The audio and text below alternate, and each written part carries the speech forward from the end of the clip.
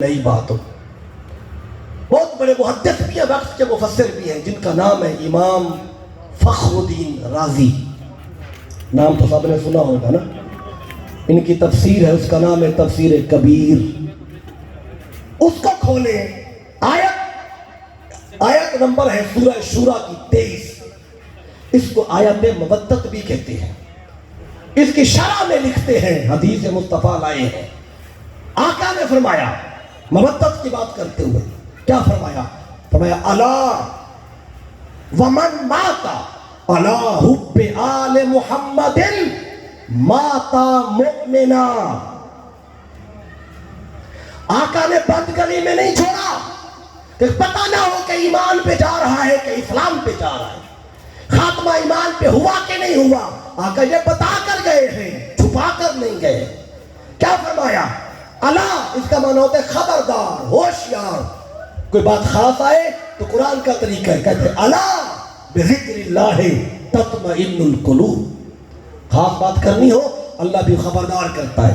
آقا نے خاص بات تھی، خبردار کیا لوگوں کو. اللہ، لوگ متوجہ ہو گئے. آقا کیا بات ہے؟ تمہیں سنو، من ماتا علی حب آل محمد ماتا مؤمنا. جو آل محمد کی محبت میں مرا وہی مومن مرا. اس کا خاتمہ ایمان پہ ہوا. خاتمہ ایمان پہ تب ہوگا جب میرے پیاروں کا پیار دل میں لیتے ہوئے اسی حال میں جائے گا. وہ اس کا خاتمہ ایمان پہ ہے.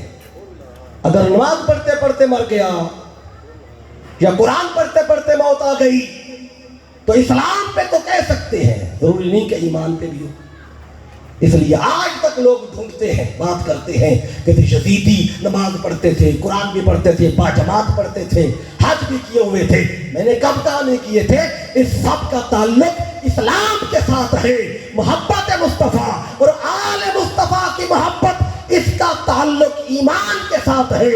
اسلام تو یزیدیوں میں بھی تھا، یزید میں بھی تھا. میں کہتا ہوں ان میں مجھے ایمان کی ربطی دکھاؤ. جو اہل بیت پہ پانی بچ کر رہے ہیں، کیا ان سے پیار کرتے تھے؟ کہ تپتی ریت پہ قتل کر رہے ہیں شہزادہ علی اکبر کو، شہزادہ علی اصغر کو، حسین کا سر کاٹ رہے ہیں. کیا ابھی بھی ان کے اندر ان کی محبت ہے؟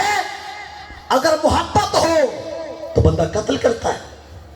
کسی سے محبت ہو ان پہ پانی بند کرتا ہے. جو کوئی کہے گا نہیں یزید تو دمشق میں بیٹھا تھا، یہ کام تو ابن زیاد نے کیا تھا، چلے ٹھیک ہے جی، مان لیتے ہیں آپ کی بات.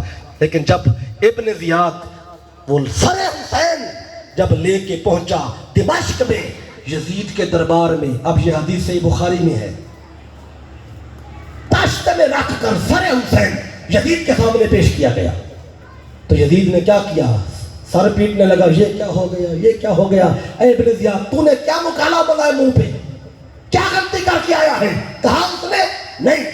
جب سر حسین تشت میں رکھ کے سامنے آیا، اس نے کیا کیا؟ بدبخت نے چھڑی اٹھائی، حسین کے لبوں پہ ماری. لائے صحیح بخاری، حدیث نہ ہو تو میں اس کا جرم ڈالوں. بخاری میں حدیث پاک ہے، جامع ترمذی میں حدیث پاک ہے. حسین کے لب پہ چھڑی کو مارا گیا، اور جو چھڑی مار رہا ہے حسین کے لب پہ، تو کیا خیال ہے؟ کیا حسین سے پیار کرتا ہے؟ تو اہل بیت کی محبت کا نام ایمان ہے، اور وہ رتی بھر بھی اس خبیث میں نہیں ہے، اس پلید میں نہیں ہے.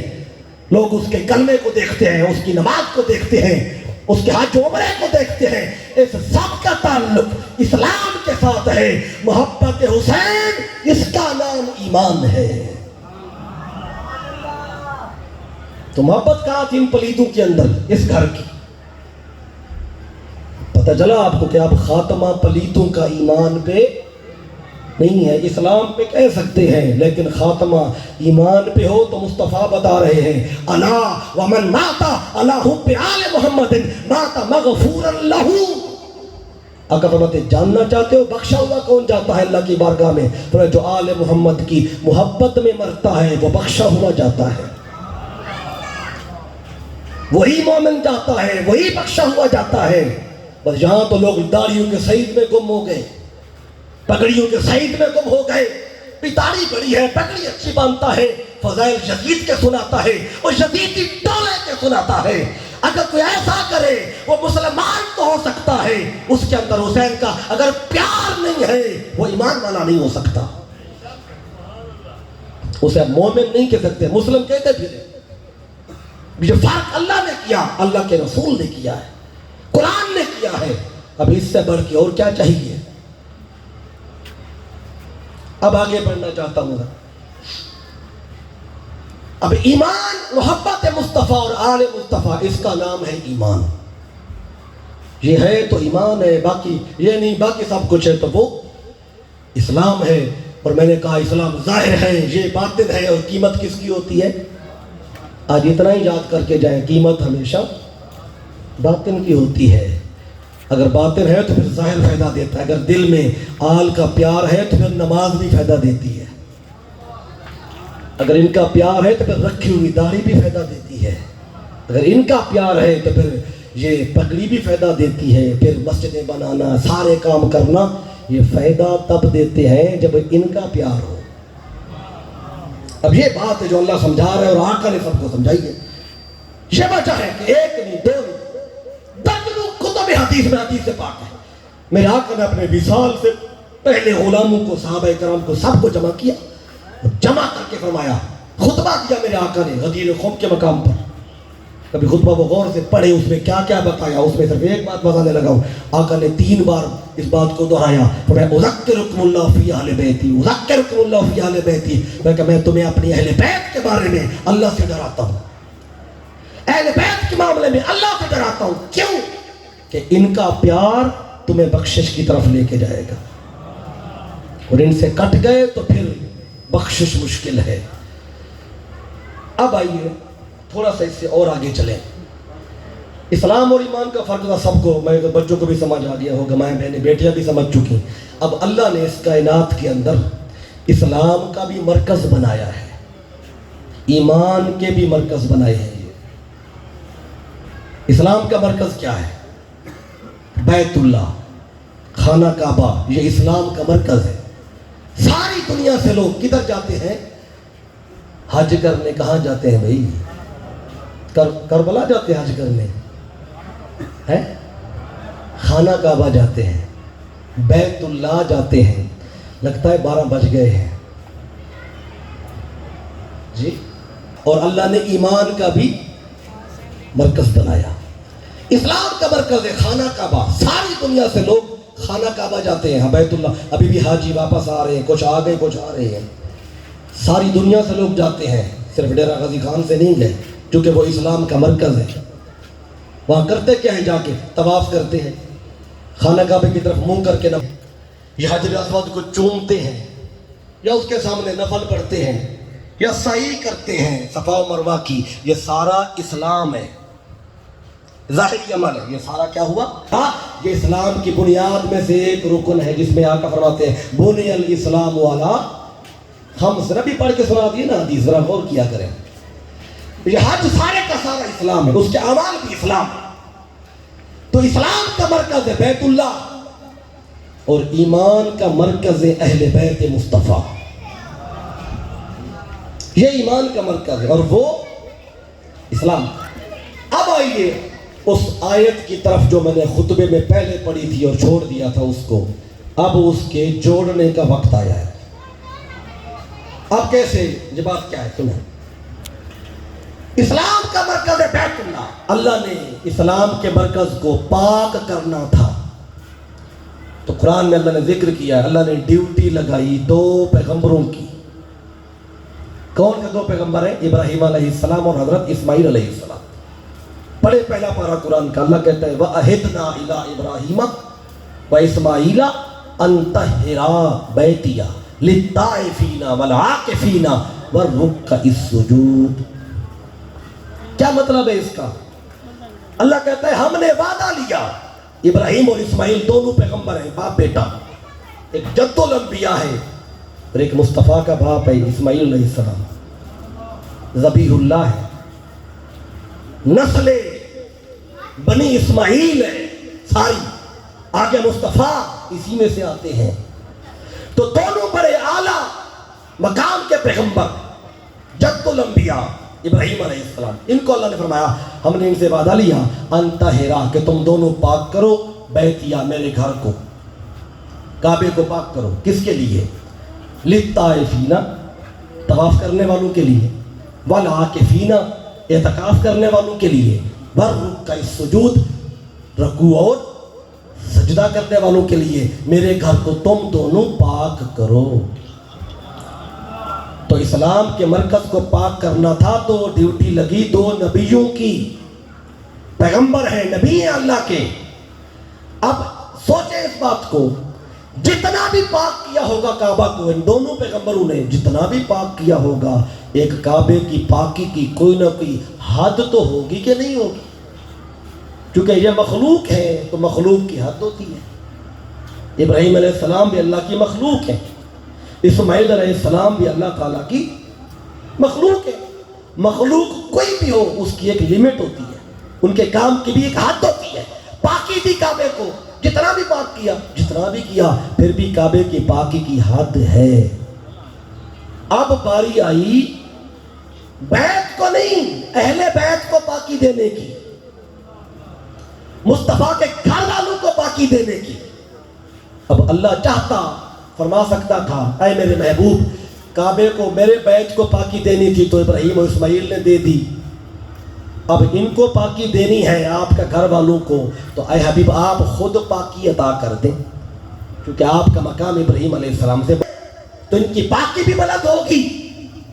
لیکن اللہ نے یہ کام مصطفیٰ کے ذمہ نہیں لگایا کہ اے حبیب آپ پاکی دیں۔ کیوں؟ کہ کوئی کہہ سکتا تھا کہ مصطفیٰ بھی تو اللہ کی مخلوق ہیں، جتنے بھی پاکی دی ہوگی اہل بیت کو، حسن کو، حسین کو، علی کو، فاطمہ کو، جتنی بھی پاکی دی، جتنی بھی دی، کوئی نہ کوئی حد تو ہوگی نا۔ کہہ سکتے تھے اہل بیت اتنے پاک ہیں، اتنا مقام ہے، اتنی شان ہے۔ اللہ کہتا ہے میں ساری زبانیں ہی بند کرنا چاہتا ہوں تاکہ کسی خبیث کی زبان ہی نہ کھلے ان پاکوں پر۔ تو کیا کیا اللہ نے؟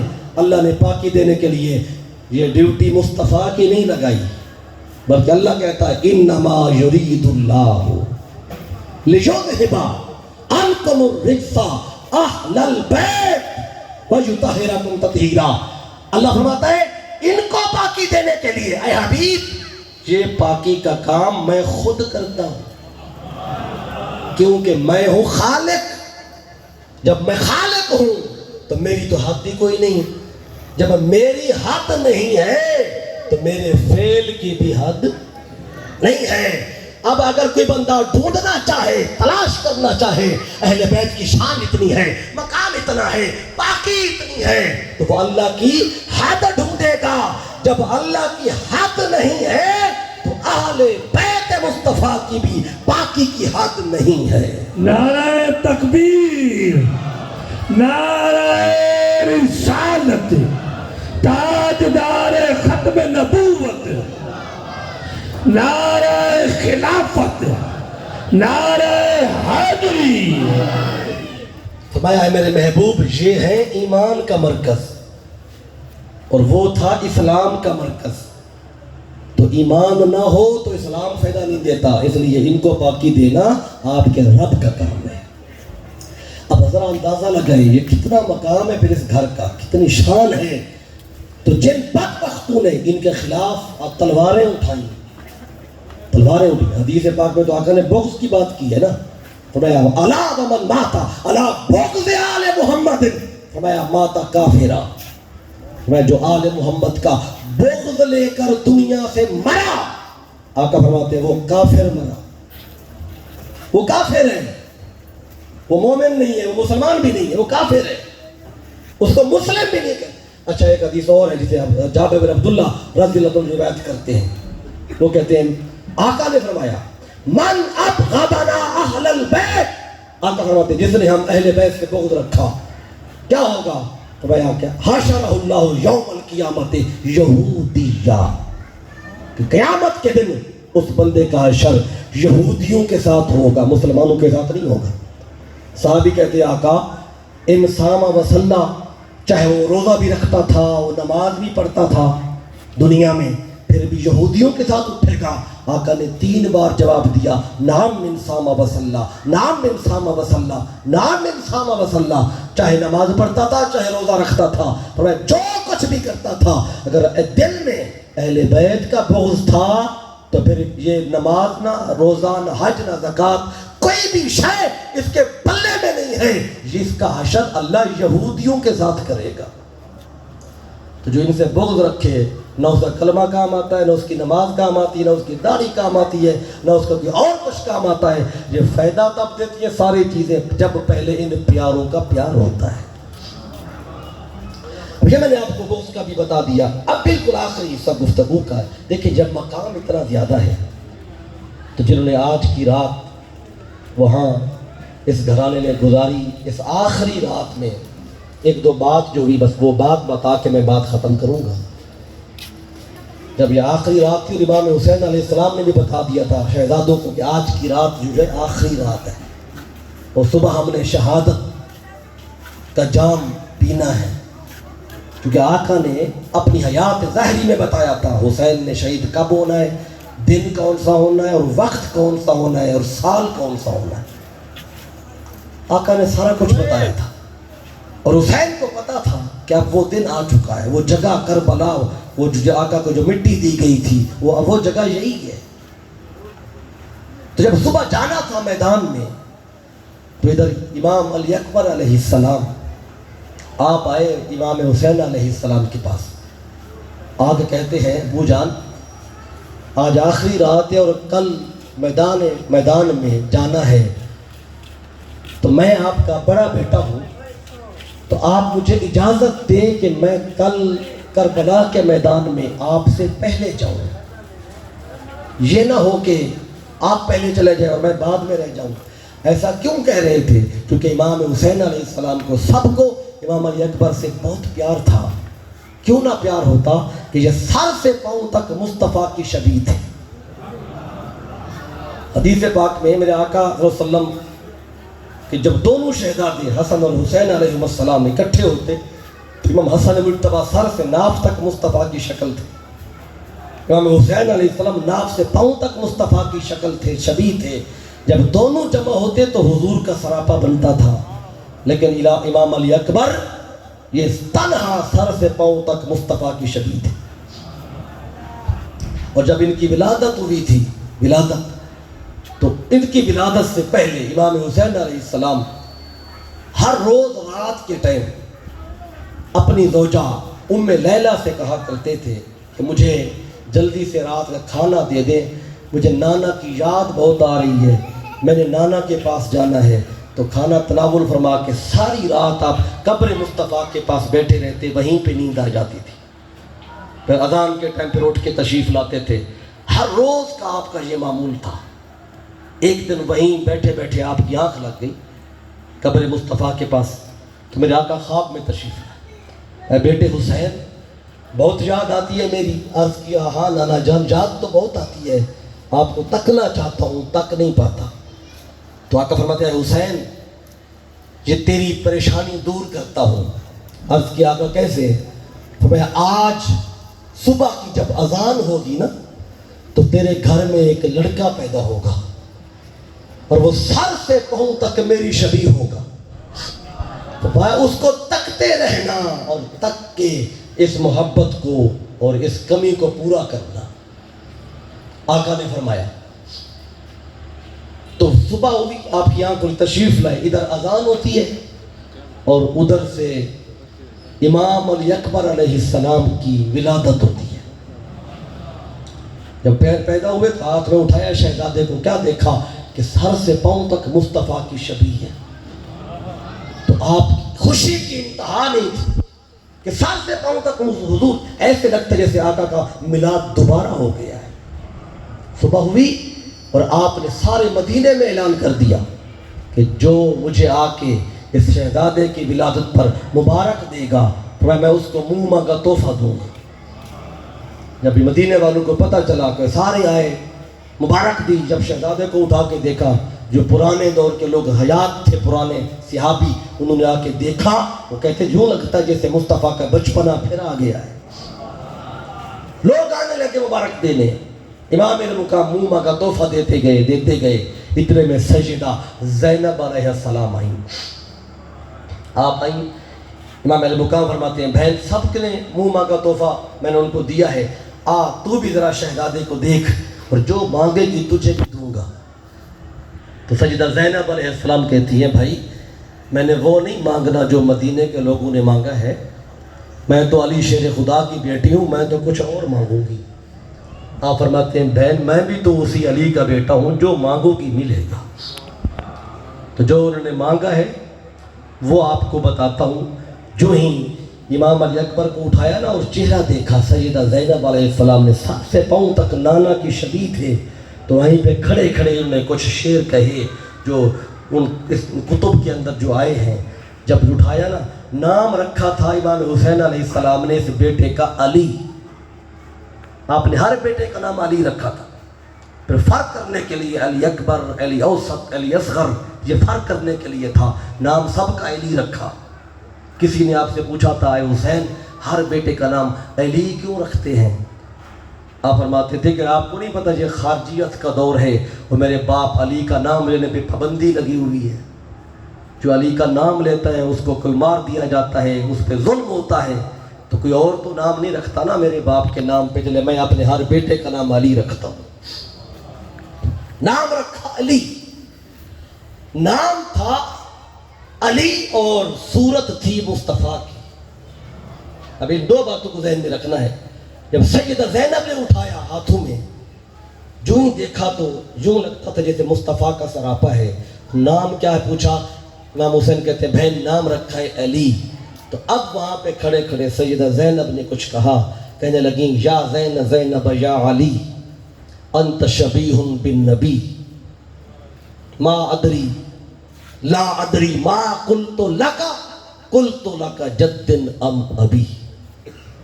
کیا کہتی ہیں؟ وہ امام حسین سے کہتی ہیں اے حسین میری زندگی میں دو علی آئے، میری زندگی میں دو علی آئے۔ کون سے دو علی؟ کہتی ہیں ایک علی وہ ہے جس کی میں زینت ہوں، اور ایک علی وہ ہے جو میری زینت ہے۔ یہ کیوں کہا؟ کیونکہ آپ کا نام ہے زینب، اور زین اب یہ دو لفظوں کا مجموعہ ہے۔ زین کہتے ہیں سجنا اور زینت، ابن کہتے ہیں باپ کو، تو زینب کا معنی ہے جس سے باپ سج جائے، جو باپ کی زینت ہو۔ تو کہا میرا نام علی نے زینب رکھا، اور مولا علی نے بھی نہیں رکھا تھا، یہ خود خدا نے رکھا تھا۔ جب سجدہ زینب کی ولادت ہوئی تو مولا علی نے اٹھایا تھا، سجدہ فاطمہ تو زہرا سے کہنے لگے اے فاطمہ بتا اس کے آنے سے میں سج نہیں گیا؟ سجدہ کائنات فرماتے اے علی ہاں آپ بڑے سج رہے ہیں۔ آپ نے کہا اے علی نام رکھیں، کہنے لگے اے فاطمہ آپ کو تو پتہ ہے میں نے کبھی مصطفیٰ پہ پہل نہیں کی، آقا کو آنے دیں، جو نام بتائیں گے رکھ لیں گے۔ آقا کو خبر ہوئی شہزادی پیدا ہوئی، آقا آئے فرمایا اے علی نام کیا رکھا ہے؟ عرض کیا آقا آپ کو تو پتہ میں کبھی آپ پہ پہل نہیں کرتا، آپ نے نام رکھنا ہے، رکھے نام۔ آقا فرماتا اے علی تو مجھ پہ پہل نہیں کرتا نا؟ فرمایا سن لم اقل اسبق علی ربی، میں اپنے رب پہ پہل نہیں کرتا، تو میں نام میں بھی نہیں رکھتا، رب سے پوچھتے ہیں۔ ابھی بات ہی کر رہے تھے جبریل آ گئے۔ آقا فرماتے جبریل کیسے آئے ہو؟ عرض کیا آقا اللہ نے بھیجا ہے، سلام بھی دے کے بھیجا ہے، پیغام بھی دے کے بھیجا ہے۔ میں بتا سلام دے دیا، پیغام کیا ہے؟ عرض کیا آقا یہ ساری بات چیت آپ کی اور علی کی اور سجدہ کائنات کی فرشتوں نے بھی سن لی، رب نے بھی سن لی، جب نام رکھنے کی بات پہ آئے ہیں نا تو چونکہ آپ نے کہا میں رب پہ پہل نہیں کرتا کبھی، تو اللہ نے شہزادی کا نام دے کے بھیجا ہے۔ کیا نام ہے؟ اللہ نے نام بھیجا ہے، اس کا نام کیا ہے؟ زینب۔ جب مولا علی نے اٹھایا تھا تو کہا تھا میں سج نہیں گیا، اللہ کو یہ جملہ پسند آ گیا، میں یہی اس کا نام رکھ دیا، تو زینب جو باپ کی زینت بنے۔ تو زینب کہتی ہیں امام علی میری زندگی میں دو علی آئے، ایک کی میں زینت ہوں اور ایک کی میری زینت ہے، یہ میری زینت ہے، اور پھر شہزادہ علی اکبر کو دیکھ کے کہتی ہیں انت شبیہ بن نبی، اے شہزادے تو سارا اپنے نانا کی، ہمارے نانا کی شبیہ ہے، تو مصطفیٰ کی شبیہ ہے۔ پھر دیکھ کے کہتی ہیں نام علی ہے، شکل مصطفیٰ کی ہے، دیکھ کے کہتی ہیں کہ مجھے پتہ نہیں چل رہا کہ میں تجھے کیا نام دوں، لا ادری ما قلت لک جد ام ابھی، مجھے سمجھ نہیں آ رہی تجھے نانا کہوں کہ بابا کہوں، شکل دیکھوں تو نانا لگتا ہے، نام دیکھوں تو بابا لگتا ہے۔ تو یہ سیدہ زینب نے پیار کیا، اور امام حسین کہنے لگے بہن سب نے مانگا ہے، تو بھی مانگ، تجھے بھی منہ مانگا تحفہ دوں گا۔ سیدہ زینب کہتی ہے بھائی حسین میں نے وہ نہیں مانگنا جو باقیوں نے مانگا ہے، فرمایا مانگ جو مانگو گی ملے گا۔ تو کہتی ہیں اچھا، اتنے میں کیا کیا، شہزادے کو اٹھایا، چوما، اور چوم کے ایسے اٹھا کے سینے سے لگا کے چپکے سے چلی گئی، چپکے سے چلی گئی۔ پیچھے سے امام حسین نے آواز دی بہن کدھر لے کے جا رہی ہو، شہزادے کو کدھر لے کے جا رہی ہو؟ کہا کہ حسین ابھی تو نے خود کہا ہے جو مانگو گی ملے گا، میں تو اسی کو لے کے جا رہی ہوں، میں تو اسی کو رکھوں گی، لوگوں نے تحفے لیے وہ اور تھے، میں تو علی کی بیٹی ہوں، تو میں تو اسی کو لے کے جاؤں گی۔ ہم علی مقام کہتے ہیں بہن ذرا رک، اس پر مجھ سے زیادہ اس کی ماں ام لیلہ کا حق ہے، ذرا اس سے پوچھ لیں۔ ام لیلہ سے پوچھا کہ میری بہن اس کو لے کے جانا چاہتی ہے، کیا تیری اجازت ہے؟ وہ کہتی ہیں حسین میں کون ہوتی ہوں روکنے والی، آپ بادشاہ ہیں جو چاہیں کریں۔ تو سیدہ زینب لے کر گئی امام علی اکبر کو، کتنے سال؟ 18 سال تک اپنے پاس رکھا۔ حسن اتنا تھا شہزادے کا، ہر سال ایک نقاب بڑھا دیتی تھی، اور جب کربلا میں آئے نا یہ شہزادہ امام حسین علیہ السلام سے اجازت مانگنے، تو چہرے پہ 18 پردے تھے۔ کہا کہ ابو جان مجھے اجازت دیں، کل میں آپ سے پہلے جاؤں میدان میں۔ امام علی مقام فرماتے ہیں بیٹا مجھ سے بھی زیادہ تجھ پہ تیرا حق تیری ماں ام لیلہ کا ہے، آج جا اس سے جا کے اجازت مانگ۔ اور زندگی میں کبھی بھی ام لیلہ کو انہوں نے ماں نہیں کہا تھا، ماں بھی سیدہ زینب کو کہتے تھے، پھوپھو کو، ان کو ماں کہتے تھے، ان کی گود میں رہے، 18 سال ان کے پاس رہے، ماں بھی ان کو کہتے تھے۔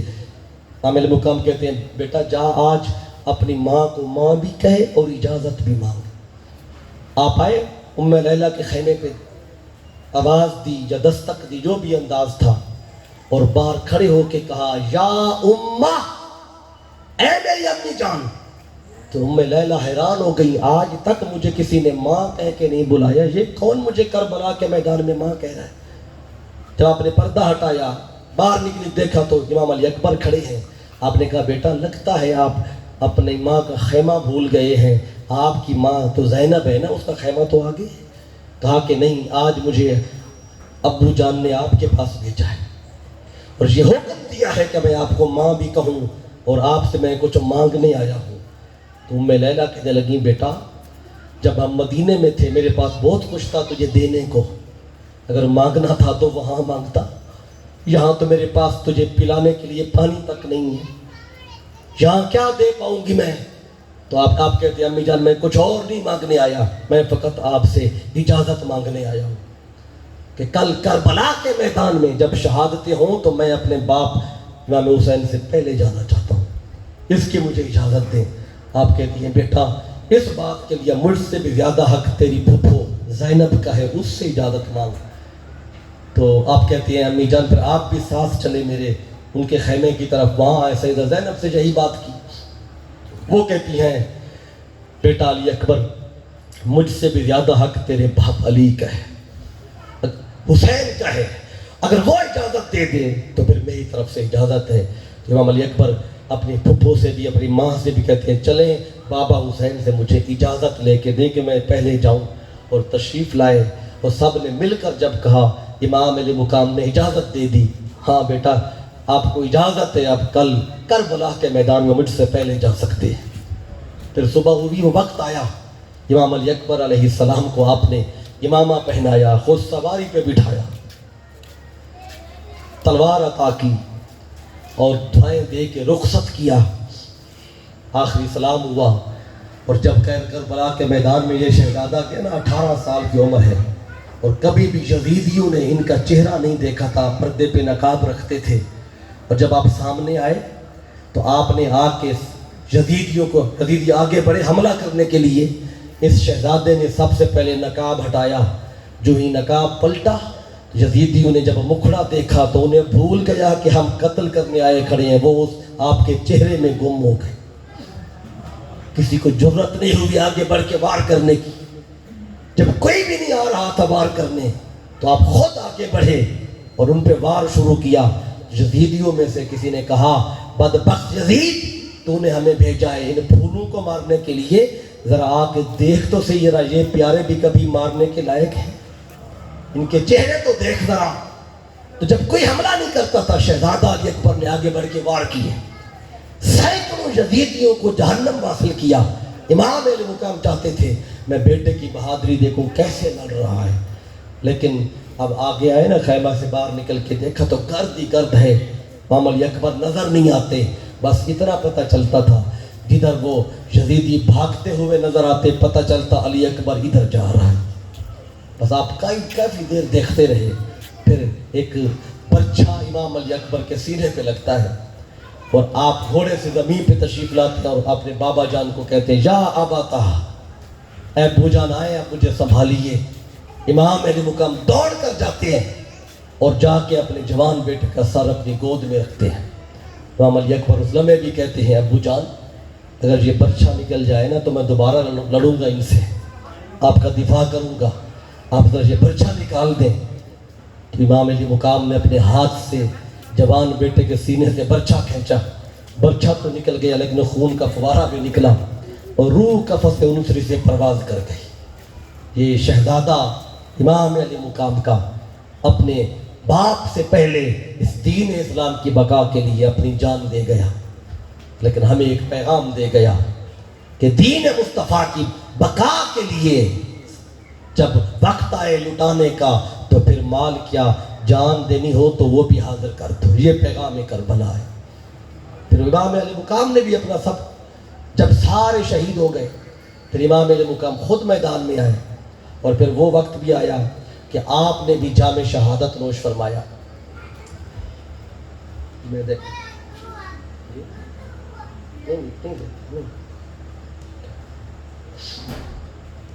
تو امام علی مقام کا وقت شہادت آیا اور آپ نے بھی اپنی جان آفرین کے سپرد کی. اور جب اللہ کی بارگاہ میں واپسی ہوئی تو اللہ کی بارگاہ سے یہ آواز اور پیغام آتا ہے, یا ایتھا النفس المطمئنہ, اے نفس مطمئنہ, اے روح حسین, ارجعی الی ربک, لوٹا اپنے رب کی طرف. اس حال میں آ کے راضیۃ مرضیہ, تو رب سے راضی ہے, رب تجھ سے راضی ہے. اے روح حسین لوٹا اپنے رب کی بارگاہ کی طرف, کیونکہ آج اے حسین تیری وفا پر سب ناز کر رہے ہیں. اے حسین آج تیرے تقوی پہ ہر تقوی والے کو ناز ہے, تیری امامت پہ ہر امام کو ناز ہے. اے حسین تیری شہادت پہ ہر شہید کو ناز ہے. اے حسین کل حوران جنت کو تجھ پہ ناز ہے, کل ملائکہ کو تجھ پہ ناز ہے. آج علی شیر خدا کو تجھ پہ ناز ہے, سیدہ کائنات کو تجھ پہ ناز ہے, آج محمد مصطفیٰ کو تجھ پہ ناز ہے. اے حسین اور انہیں بھی سجدے کیے پر تیرا عجب انداز ہے. اے حسین تو نے آج وہ سجدہ کیا ہے جس پہ خود خدا کو ناز ہے.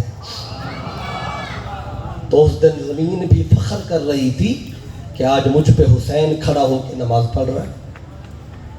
زمین بھی فخر کر رہی تھی کہ آج مجھ پہ حسین کھڑا ہے. وہ حسین نے نماز پڑھی کہ سب شہید ہو چکے ہیں, اس وقت بھی امام علی مقام نماز نہیں چھوڑ رہے, نماز ادا کرتے ہیں. اور آج نماز بھی جب ہم نماز پڑھتے ہیں نا تو نماز بھی ہنستی ہے ہم پر. یہ کیسے نمازی ہیں؟ ایک نمازی وہ حسین تھا جو سب لٹا کے بھی نماز میں مگن تھا، اور ایک یہ ہے کہ ہر شے نماز میں ان کو یاد آتی ہے، اس لیے نماز آج ڈھونڈتی ہے کہ حسین جیسا کوئی نمازی ملے، حسین جیسی نماز ملے۔ اس لیے کسی نے کہا ہے کہ آج پھر حق کے لیے جان فدا کرے کوئی، وفا بھی جھوم اٹھے یوں وفا کرے کوئی، اور نماز 1400 سال سے انتظار میں ہے کہ حسین کی طرح مجھ کو ادا کرے کوئی۔ وہ نماز نہیں ملتی آج جو حسین نے پڑھی ہے۔ حسین جیسے نمازی کہاں سے آئے؟ اب آج تو نماز حسین کے تو ہزاروں غم تھے نا، ہزاروں غم تھے امام علیہ مقام پہ، لیکن پھر بھی ان غموں میں آپ نماز کو نہیں بھولے۔ آج ہم پہ غم بھی کوئی نہیں ہے، پریشانی بھی کوئی نہیں ہے، لیکن پھر بھی ہم چھوڑ دیتے ہیں۔ تو یہ بھی کربلا کا پیغام ہے، حسینی ہے تو پھر حسین کے کردار کو اپنائیں، حسین کے مشن کو اپنائیں، حسین کی سیرت کو اپنائیں۔ اور جاتے جاتے امام علیہ مقام نے جو خطبہ ارشاد فرمایا تھا اور بتایا تھا، یہ جو میں جا رہا ہوں اتنی بڑی قربانی دینے، اس کے پیچھے راز کیا ہے، میرا مشن کیا ہے، بس آخری وہ خطبہ سن لیں امام علیہ مقام کا، تاکہ کوئی بندہ وہ غالطے میں نہ رہے کہ اتنی بڑی قربانی حسین نے دی تو اس کے پیچھے وجہ کیا تھی، کوئی اقتدار کا لالچ تھا، کیا تھا۔ اب یہ امام علیہ مقام نے خود بتایا ہے، تاریخ طبری کو پڑھیں، اس کے اندر بھی یہ خطبہ لکھا ہوا ہے، الکامل کو پڑھیں، اس میں بھی یہ خطبہ موجود ہے۔ اور یہ حسین کا مقصد ہے کربلا کی طرف جانے کا، یہ مشن حسین ہے، اور یہ اسوہ حسینی ہے جو آپ اپنے خطبے کے اندر بیان کرتے ہیں۔ آپ سب کو جمع کرتے ہیں، مدینے والوں کو، تاکہ پتہ ہو میں مدینہ چھوڑ کے کیوں جا رہا ہوں۔ پھر مکہ میں 8 ذی الحج آیا تو آپ نے حج بھی نہیں کیا، حج کو عمرے میں بدلا، اور 8 ذی الحج کو مکہ چھوڑ کے کربلا کی طرف چل پڑے۔ تو آپ فرماتے ہیں اس کے پیچھے میرا مشن کیا تھا، وہ مشن بتایا آپ نے اپنے خطبے کے اندر۔ کیا فرماتے ہیں؟ آپ فرماتے ہیں میں جو جا رہا ہوں مدینہ چھوڑ کر، کیوں جا رہا ہوں؟ اس کے پیچھے فرمایا میرے نانا محمد مصطفیٰ صلی اللہ علیہ وسلم کا ایک فرمان ہے جو مجھے گھر میں نہیں بیٹھنے دے رہا۔ وہ کیا فرمان تھا؟ اب کہتے ہیں لوگوں سنو، ایھا الناس ان رسول اللہ صلی اللہ علیہ وسلم قال، آپ فرماتے ہیں لوگوں سنو، میرے نانا مصطفیٰ کا فرمان ہے، آقا نے فرمایا تھا من رعا سلطانا جائرا مستحلا لحرم اللہ ناقصا لعہد اللہ مخالفا لسنت رسول اللہ یعمل فی عباد اللہ بالاثم والعدوان فلم یغشر علیہ بفعل ولا قول کان للہ کان حقا علی اللہ ان یدخلہ مدخلا۔ یہ آقا کا فرمان پڑھا امام علی مقام نے، ہر کتب تاریخ میں یہ بات آپ کو ملے گی۔ اور اس کا معنی سمجھ لیں، میں بات ختم کرتا ہوں تاکہ آج کی رات کا پیغام آپ تک پہنچ جائے کہ حسینی ہے تو پھر حسین کا یہ پیغام اپنی زندگی میں پیدا کریں، یہ مشن حسینی ہے۔ آپ فرماتے ہیں لوگوں سنو، میرے نانا نے فرمایا من رعا سلطانا جائرا، اگر تم میں سے کوئی شخص کسی ایسے بادشاہ کا زمانہ پائے جو ظالم اور جائر ہو، جابر بادشاہ ہو، کرتا کیا ہے مستحلا لحرم اللہ، وہ بادشاہ ایسا ہے جو اللہ کے حرام کو حلال کر رہا ہو، ناقصا لعہد اللہ، اللہ کے ساتھ کیا ہوا عہد و پیمان اس کو توڑ رہا ہو، جو حدود اللہ کو توڑ رہا ہو تخت میں بیٹھ کر، مخالفا لسنت رسول اللہ، اور رسول اللہ کی سنت جن حضور کا طریقہ اور نظام جو اس کی مخالفت کر رہا ہو، یعمل فی عباد اللہ بالاثم والعدوان، اور لوگوں میں نافرمانی کو اور عریانی کو عام کر رہا ہو۔ اگر ایسا بادشاہ دیکھو اپنی زندگی میں، آقا نے فرمایا اگر ایسا بادشاہ تمہیں نظر آئے اور تم بھی زندہ ہو، کلمہ بھی پڑھتے ہو، پھر کیا ہوگا اس وقت کے مسلمان پر؟ فرمایا پھر نماز روزہ فرض نہیں ہوگا بلکہ ایک اور فرض بھی لازم ہو جائے گا۔ وہ کون سا فرض ہے؟ امام حسین بتا رہے ہیں وہ فرض یہ ہے فلم یغشر علیہ بفعل ولا قول، اگر اس مسلمان نے اس ظالم بادشاہ کا یہ عمل دیکھا اور دیکھ کے چپ کر کے گھر بیٹھا رہا، نہ زبان سے اس کو روکا نہ اپنے کردار سے روکا، تو پھر اللہ کیا کرے گا ایسے مسلمان کے ساتھ؟ کان حقاً علی اللہ ان یدخلہ مدخلہ، اللہ کو یہ حق حاصل ہے کہ ایسے مسلمان کا حشر قیامت کے دن اسی ظالم بادشاہ کے ساتھ کر دے جو جدھر وہ جائے گا وہ مسلمان حاجی بھی، نمازی بھی، صوفی بھی، ساری نیکیاں کرنے والا، لیکن جو جائر بادشاہ کا زمانہ پایا لیکن اس فرض کو نہ اپنایا تو فرمایا اس کا حشر اسی ظالم کے ساتھ ہوگا۔ تو مولا حسین فرماتے ہیں میں نہیں چاہتا کہ میرا حشر یزید کے ساتھ ہو، اس لیے میں سب سے پہلے اس کے خلاف اپنی آواز اٹھاتا ہوں، کیونکہ میں دیکھ رہا ہوں یہ جائر بھی ہے، ظالم بھی ہے، یہ حرام کو حلال بھی کرے گا اور یہ سنت مصطفیٰ کو توڑے گا۔ کیوں کہ میرے نانا نے پہلے بتا دیا تھا حدیث صحیح میں کہ پہلا بندہ جو میری سنت کو بدلے گا وہ کون ہوگا؟ آقا نے فرمایا وہ بنو امیہ میں سے ہوگا، یقال لہ یزید، اس کا نام یزید ہوگا۔ یہ آقا نے اپنی حدیث میں نام لے کے بتایا تھا، اور اس وقت میں میرے پاس اس حدیث کے کم از کم 10 حوالے موجود ہیں کتب حدیث کے، آقا کے اس فرمان کے۔ مسند ابو یعلا میں ہے، مسند بزار میں ہے، البدایہ والنہایہ میں ہے، اور بھی 7 کتب تاریخ اور حدیث ہے جس میں یہ حدیث موجود ہے۔ آقا نے نام لے کے بتایا جس نے سب سے پہلے میری نظام کو بدلنا ہے، میری سنت کو بدلنا ہے، رب کہہ دو پیمان کو توڑنا ہے، وہ بندہ بنو امیہ میں سے ہونا ہے، اس کا نام یزید ہوگا۔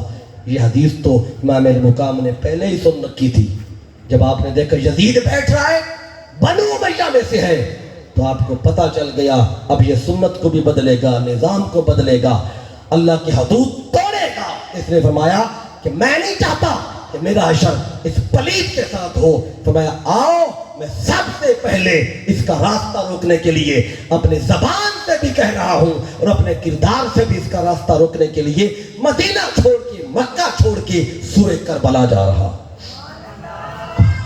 یہ حسینی مشن ہے۔ نعرہ رسالت، حسینیت، حسینیت، یہ جو میں نے بتایا نا یہ حسینیت ہے۔ حسینیت فقط سبیل لگانے کا نام نہیں ہے، یہ مت سمجھے کہ میں کہہ رہا ہوں سبیل نہ لگائیں، ثواب کا کام ہے لگائیں۔ حسینیت فقط 10 دن یا 1 مہینہ صرف ذکر حسین کر لینے کا نام نہیں ہے، ذکر کریں ثواب ہی ثواب ہے، لیکن حسینیت فقط ذکر سے نہیں آتی، حسین کی فکر سے آتی ہے، مشن حسین سے آتی ہے، مقصد حسین سے آتی ہے۔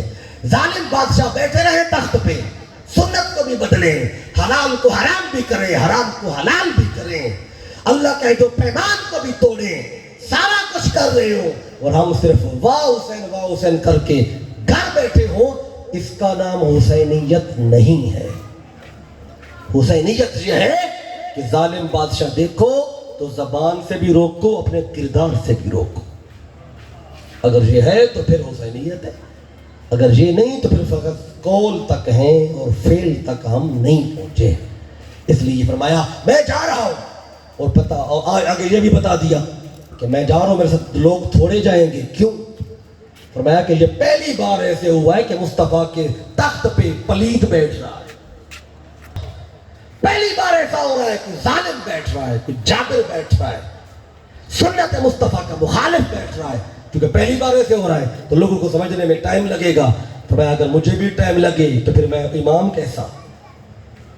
تو جو وقت کا امام ہو وہ پہلے بھانپ لیتا ہے اور پہلے بتاتا ہے، اور باقیوں کو خبر کسی کو سال بعد آتی ہے، کسی کو 3 سال بعد، کسی کو 10 سال بعد، پھر سب کو سمجھ آ جاتی ہے ہاں وقت کے امام نے ٹھیک ہی کہا تھا۔ امام حسین نے 61 ہجری سے 60 ہجری میں بتایا، 61 ہجری میں شہادت ہو گئی، اور جب 64 ہجری آیا سارے مدینے نے بھی دیکھ لیا، مکے والوں نے بھی دیکھ لیا، اس کے سارے کرتوت دیکھے، اور پھر مدینے کے لوگوں نے بھی اس کی بیعت کو توڑا، اہل مکہ نے اس کی بیعت کو توڑا۔ امام حیثمی مکی ابن حجر نے الصواعق المورقہ میں لکھا ہے، حضرت عبداللہ بن حنظلہ بن غسیل رضی اللہ تعالیٰ عنہ روایت کرتے ہیں، کہتے ہیں پتہ ہے ہم نے یزید کی بیعت کیوں توڑی، کیوں اس کے خلاف اٹھے تھے 64 ہجری میں؟ کہتے ہیں واللہ ما خرجنا علی یزیدہ، کہتے ہیں اللہ کی قسم ہم کبھی بھی یزید کے خلاف اٹھتے ہی نہ، تو اٹھے کیوں ہے کہ حتی خفنا ان نرما بالحجارۃ من السماء، کہتے ہیں یزید کے عمل دیکھ کر ہمیں خوف پیدا ہو گیا کہ اس خبیث کی وجہ سے اللہ ہم پہ پتھروں سے بارش نہ کر دے مدینے میں. اتنی بدکرداریاں تھی اس کی. پھر آگے لکھتے ہیں کرتا کیا تھا، ان کان رجلا ینکح امہات الاولاد والبنات والاخوات ویشرب الخمر ویدع الصلاۃ، کیا کرتا تھا، کہتے ہیں جب ماؤں سے نکاح کو جائز قرار دیتا، کہتے ماں سے کر لو کوئی بات نہیں، بہن سے نکاح کر لو جائز ہے، بیٹی سے کر لو کہتا تھا جائز ہے، شراب پانی کی طرح پیتا تھا، نماز بھی چھوڑ دیتا تھا، یہ اس کا کردار تھا. مدینے کے لوگ کہتے ہیں ہم نے دیکھا یہ خبیث یہ کام کر رہا ہے، ہم نے بیعت توڑ دی. جب بیعت توڑی سے خبر ہو گئی، جب خبر ہوئی تو اس نے فوج بھیج دی. اس نے کہا جاؤ مدینے کے لوگوں کو چپ کراؤ، اگر چپ نہ کریں قتل کرنا ہو قتل کر دو، مارنا ہے مار دو، عورتیں ملیں ذبح کر دو، بچے ملیں ذبح کر دو، کچھ بھی ہو جائے بس میری کرسی کو آنچ نہیں آنی چاہیے. یہ ہر دور کا یزید یہی کرتا ہے. وہ کہتا ہے جس کو مارنا ہے مارو، جس کو گھر سے اٹھانا ہے اٹھاؤ، گم کر دو کئی مہینے خبر ہی نہ ہونے دو، بس جو کرنا ہے کرو، جو منہ کھولے اٹھا لو، جو بات کرے بند کرا دو، جیل میں ڈال دو. کیوں؟ بس ہماری کرسی کو کچھ نہیں ہونا چاہیے. یہ ہر دور کا یزید یہی کرتا ہے. آج آپ دیکھ لیں یہی کچھ ہوتا ہے. اس وقت بھی یہی ہوا، فوج بھیجی مدینے، وہ مدینہ جس کی چیونٹی کو مارنے سے بھی مصطفیٰ نے منع کیا تھا، جس کا درخت کاٹنے سے بھی مصطفیٰ نے منع کیا تھا. یہ فوج آئی مدینے میں اور واقع حرہ پیش آیا. یہ کیا تھا؟ حتی فتا نامو ثلاث مئات بکرن، کہ 300 جوان کنواری لڑکیوں کی عزت کو مدینے میں تار تار کیا گیا. اسی طرح قتل من الصحابہ نحو ذالک، 300 صحابہ جو زندہ تھے انہیں مدینے کی گلیوں میں پکڑ کے ذبح کیا، قتل کیا گیا. پھر کیا کیا یزیدی فوج نے کہ وہ قرآن القرآن، جو قرآن کے قاری موجود تھے 700 قاریوں کو پکڑ کے قتل کیا. وہ ابیت المدینہ تو یامن و بطرت الجماعت، مسجد نبوی کی جماعت کو ختم کر دیا، نہ اذان نہ جماعت نہ نماز. پھر کیا ہوتا تھا، مسجد میں نمازی کو نہیں آتا، 3 دن تک ایسے ہوا. تو یہ لکھتے ابن حجر کہتے حتی دخلت الکلاب والذئاب، مسجد نبوی میں بندہ تو کوئی نہیں آتا تھا، یا کتے نظر آتے تھے یا بھیڑیے نظر آتے تھے. یہ مدینے کا حال کیا اس نے. پھر جب مکے والوں کو پتہ چلا نا اس خبیث نے یہ کیا ہے، تو انہوں نے بھی اس کی بیعت توڑ دی. اس نے ایک فوج ادھر بھیج دی، جاؤ ذرا ان کی بھی خبر لو، اور جس کو مارنا ہے مارو، کعبے کو جلانا ہے جلاؤ، لیکن میری کرسی کو کچھ نہیں ہونا چاہیے. فوج ادھر پہنچی اور ادھر مزاحمت ہوئی کعبے پہ. اس کی فوجیوں نے منجنیق کے ذریعے پتھر مارے، پتھر سے پتھر لگے تو آگ جلی، آگ جلی تو کعبے غلاف جلا، کعبہ جل رہا تھا، ادھر اس کو پیٹ کا درد ہوا اور اس درد میں جہنم واصل ہوا. یہ ہے یزید کا اپنا کام اور اپنا کردار جو مدینے کے لوگ اور مکہ کے لوگ بتا رہے ہیں، اور مورخ اس کو لکھ رہے ہیں. اور آ کر تو اپنی حدیث میں بتایا تھا یہ وہ پہلا بندہ جو میری سنت کو بدلے گا. اور حسین نے کہا میں تو کبھی بھی اس کے لیے چپ کر کے نہیں بیٹھوں گا، میں وہ پہلا بندہ ہوں جو جا رہا ہوں اور اپنی آواز اس کے خلاف اٹھا رہا ہوں. یہ سارا کچھ آپ نے قربان کیا، لیکن دین مصطفیٰ اور سنت اور نظام مصطفیٰ کو بچایا. اس لیے کسی نے کہا نا کہ قتل حسین اصل میں مرگ یزید ہے، اسلام زندہ ہوتا ہے ہر کربلا کے بعد. یہ امام علیہ مقام کا کردار تھا، یہ آپ کا مشن تھا، یہ آپ کا اسوہ تھا. اس کو اپنی زندگیوں میں لائیں. حسینیت میں خوف نہیں ہوتا، ڈر نہیں ہوتا. جو ڈر جائے وہ حسینی نہیں، جو دب جائے وہ حسینی نہیں ہے. اس لیے یہ حسینیت صرف نعروں تک نہ رہے، کردار میں آ جائے تو میں سمجھوں گا کہ یہ پھر یہ آنے کا حق ادا ہوا. تو اس لیے میں نے کوشش کی کہ 2-3 باتیں جو ضروری تھیں آپ تک پہنچائی ہیں. میں امید کرتا ہوں آپ نے اس کو یاد کیا ہو، سمجھا ہوگا، پھر اس کو سمجھ کے آپ نے آگے پہنچانا بھی ہے۔ میں بات ختم کر چکا ہوں۔ یہاں اس پروگرام میں پہلی دفعہ آیا ہوں اور کافی دوستوں کے لیے میں نیا ہوں، کہ میں تقریباً 1.5 گھنٹہ ہو گیا مجھے بات کرتے ہوئے۔ اس 1.5 گھنٹے میں اگر میری کوئی ایک بھی بات کسی بھی بھائی کو اچھی لگی ہو یا میرے منہ سے کوئی بھی خیر کی بات نکلی ہو، میرا اس میں کوئی کمال نہیں تھا۔ اگر کوئی بات اچھی لگی ہو، یہ سارا کمال، یہ ساری عطا میرے قائد، میرے استاد، میرے شیخ ڈاکٹر محمد طاہر القادری مدد اللہ علیہ، یہ آپ کے قدموں میں بیٹھنے کی خیرات تھی۔ اگر کوئی بات اچھی لگی تو آپ نے دعا دینی ہے ضرور، اللہ ان کو عمر خضر عطا فرمائے۔ اور اگر بات اچھی نہ لگی ہو تو وہ ادھر منسوب نہیں کرنی، وہ میرا نقص ہوگا کہ بات اچھی ہے، ہو سکتا ہے انداز میرا اچھا نہ ہو، میں نے انداز میں شاید کسی کا دل دکھا ہو تو وہ نقص میرا ہوگا۔ اگر بات اچھی لگی ہو تو یہ فیض ان کا ہوگا۔ تو میں شکریہ بھی ادا کرتا ہوں دوستوں کا جو میرے لیے وسیلہ اور ذریعہ بنے ہیں اس محفل میں آنے کا۔